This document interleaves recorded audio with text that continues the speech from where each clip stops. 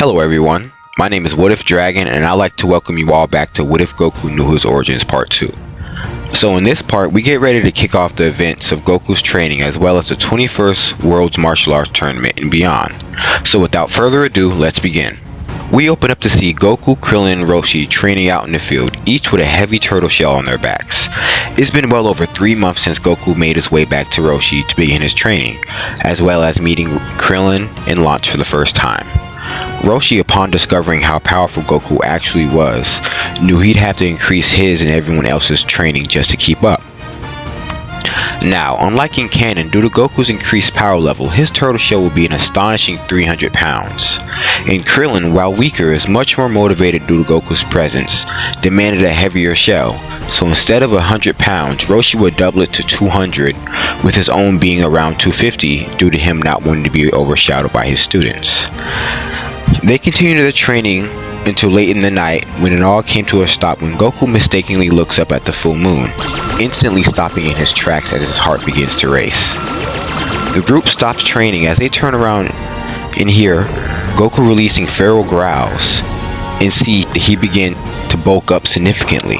The sound of Goku's heartbeat is thundering in his ears as he rapidly begins to grow in size and body hair until eventually standing before Master Roshi and Krillin is Goku's Oozaru form in full glory as he lets out an earth-shattering roar, the shockwave itself sending the two flying back. With 3 months of intensive training, Goku's power level has risen from 180 to a solid 210, and with the 10 times boost, that puts him at a terrifying 2100. Goku immediately begins to wreak havoc, attacking anything in sight, the earth shaking with each of his mighty steps. Once recovered, Krillin and Roshi balk at the sight, wondering how such a being could be Goku, when suddenly a beam of pure energy rockets over their head until it hits a mountain range, absolutely obliterating it. As well as springing the two into action, Roshi knows that neither of them could damage the beast, so he devises a plan. He tells Krillin to distract but not directly engage, as he is much too strong for the two. Krillin agrees and runs in the opposite direction, making a ton of noise, drawing Goku's attention, as Roshi tosses off his shell and bulks up, tearing through his shirt while beginning to focus his energy for a full power Kamehameha.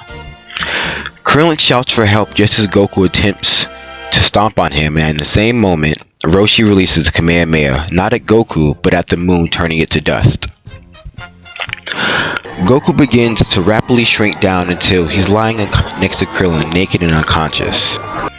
The two share a stunned look before collecting Goku and bringing him home. In the morning, the two shake Goku awake and begin to bombard him with questions.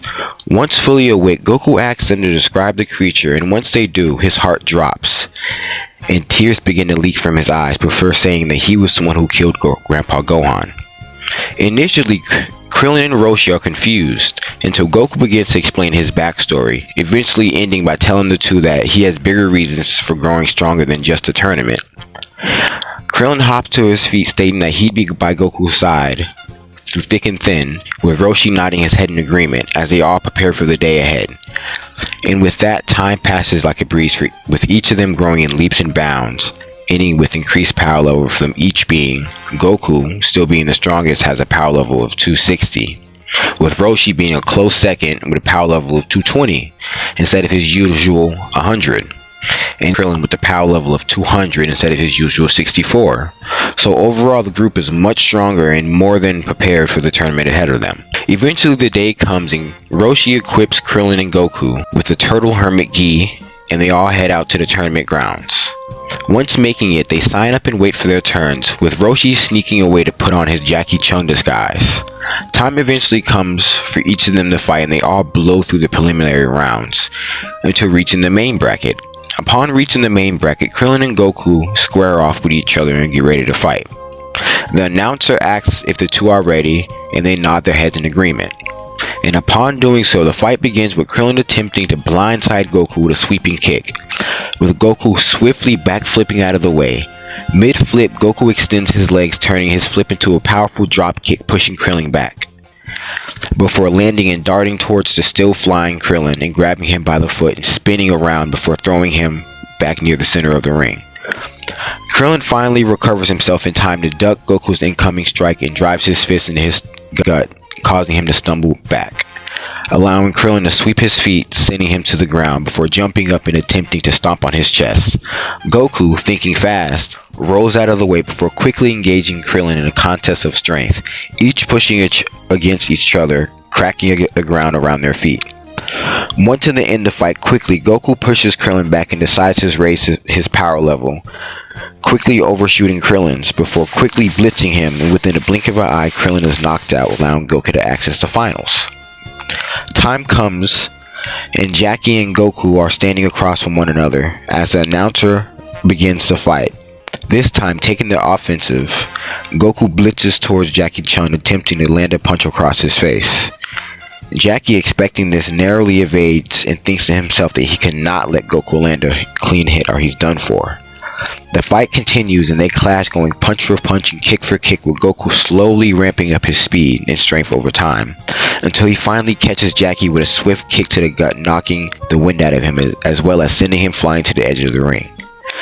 Jackie manages to catch himself before he's wrung out and stands with a dribble of blood leaking out of his mouth. Goku, wasting no time, lunges forward to begin another combination, but freezes when he hears Jackie shout, "Wait, hold on." He chuckles before stating how strong Goku is, and that if he's truly strong, he'll take this attack head on, before immediately buffing himself up to full power. Now, although we don't know the exact measurement for how much full power increases his level by, we'll be generous to say it increases his power to 300 even, surpassing Goku's. Jackie starts preparing a Kamehameha wave, and Goku, upon realization, prepares his own, and as they both yell out the final syllable, they release their blasts and instantly enter a beam clash. At first they seem to be dead even before Jackie's beam begins to overpower Goku's, but Goku, unwilling to lose, digs deep, and unknowingly his eyes flash a brief yellow and his power completely envelops Jackie's. Jackie and his beam is completely blasted out of the ring, securing Goku the victory. The announcer states Goku's victory and gives him the prize money, with Goku excitedly accepting it with a big grin on his face. A bit while later, Roshi appears a little bit scuffed up and burned, but nonetheless relatively unscathed, and they all go out to celebrate Goku's win, although Roshi wouldn't be upset due to Goku and Krillin already knowing of beings far stronger than them. Time passes and Goku begins his search of the Dragon Balls once again. But while Goku was training with Roshi and Krillin, the Red Ribbon Army has been busy searching and looking for the Dragon Balls. So far they found 3, being the 7th star as well as the 5th and 6th star.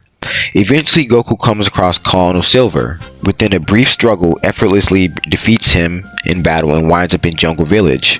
Once there, Goku proceeds to run amok in Muscle Tower, accidentally breaking the radar, and after getting Bulma to fix it up again and tracking the next Dragon Ball to Penguin Village, Goku confronts General Blue and defeats him, but General Tao appears and finishes him off, angering Goku, who says he didn't need to kill him.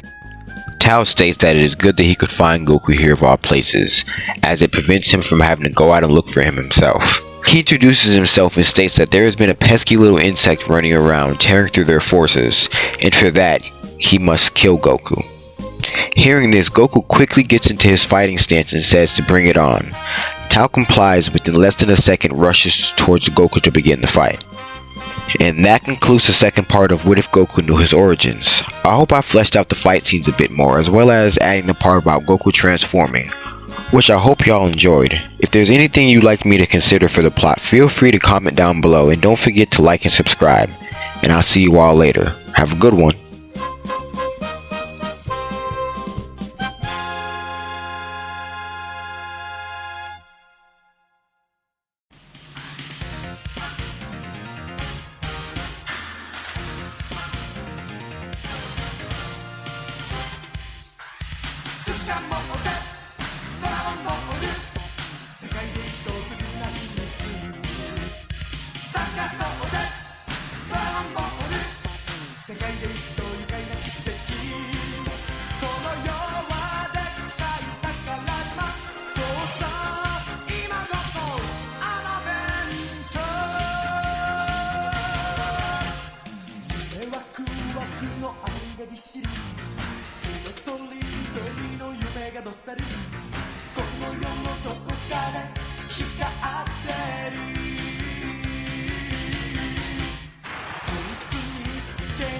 was a boy.